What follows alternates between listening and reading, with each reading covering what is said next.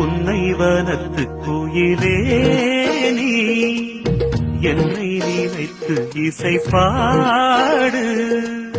முல்லை வனத்து குளிரே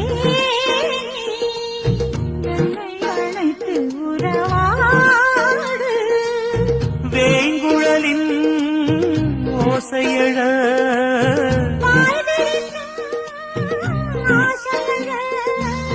மார் மீதும் தோள் மீதும் சாய்ந்திருக்க